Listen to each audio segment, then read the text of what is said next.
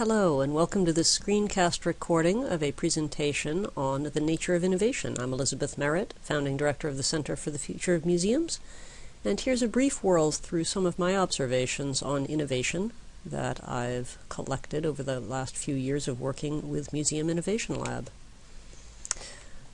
First of all, I have discovered that when you talk about innovation, you really need to start by defining your terms. And like Humpty Dumpty and Lewis Carroll's Alice in Wonderland, I'm going to define the word to mean exactly what I want it to mean and nothing more.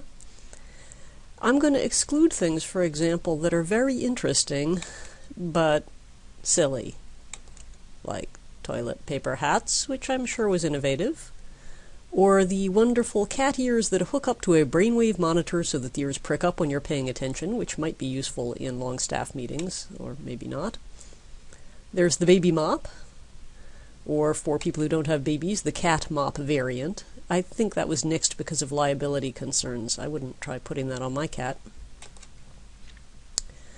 More seriously, there are innovative inventions that are successful and important but never caught on. So the Concorde, it was an engineering marvel. It flew transatlantic flights in less than half the time of other airliners, but only 20 were produced and it only flew for 27 years. It was discontinued after the 9/11 attacks.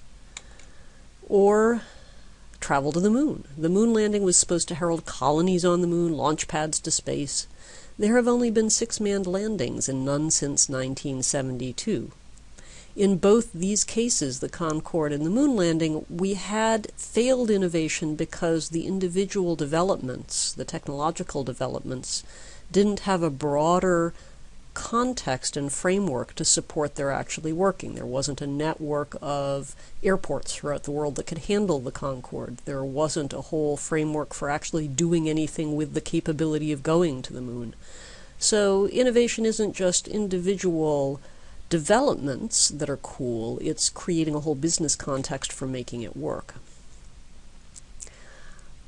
It's also important to filter out, in some ways, innovations that aren't really new. There's Edison's light bulb. The first light bulb was produced in 1840, 40 years before Edison's patent. Edison refined the design and made it practical to produce and competed successfully against others doing the same. So in other words, he took something that was actually old and created the successful context for making it go mainstream. Same thing with the Model T. There were factory-produced cars by the late 1800s. The innovation wasn't the car or even the process, because assembly lines were introduced for auto production by Oldsmobile in 1903. It was scaling it up, making it affordable, doing effective marketing, and redesigning the whole ecosystem of car production and ownership. So when you think about the Concorde, the moon landing, Edison's light bulb, and the Model T, there's as much room for success, not necessarily through innovation, but finding existing things that have been created by innovators and finding a way to give them a successful context. There are also things that we think of as innovative that are cool and new, but not really innovative. So, for example, the 91st time Frank Zappa comes out with an album, it may be cool and new, but not really innovative. The iPhone 5, which is just a jazzed-up version of the 4S and the 4. The 4 was a really cool innovation. It changed the whole market. Everything after that was just variations on a theme. So when is something really an innovation, and when can you create the next leap in your success by having a tweak or a bell or a whistle or an add-on to something that you've already spent a lot of time creating. There's also the issue of scale. Some things are innovative or not depending on the context you look at them in. So, for example, it may be really innovative for your community to uncover its river and make it a centerpiece for urban renewal, but that's already been done in communities across the country, Providence, Hartford, Fall River. So it might be innovative at the level of your community, but not nationally.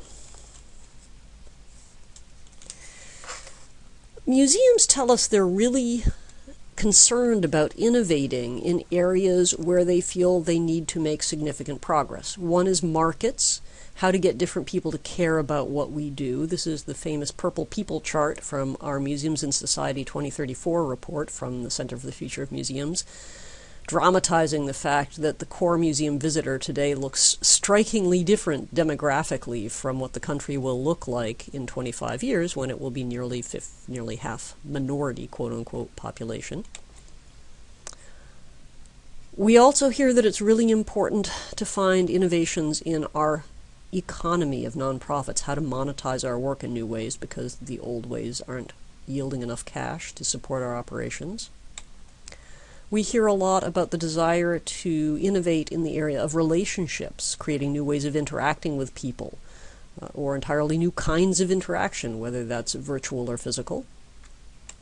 And closely related to that, the desire to innovate in experience, how to deliver content in new ways.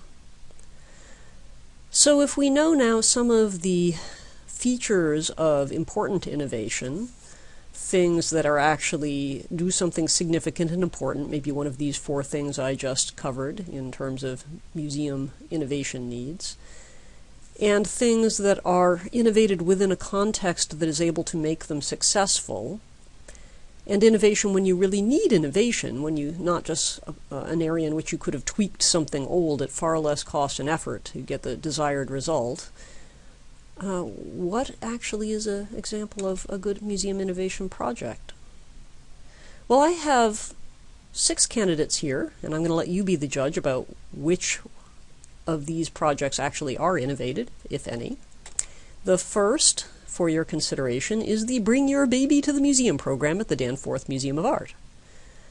No high tech, just a tweak in the temporal partitioning of the museum, creating a time for just moms and babies, where moms are told it's okay if they cry and pee and nurse and do all the other things babies do.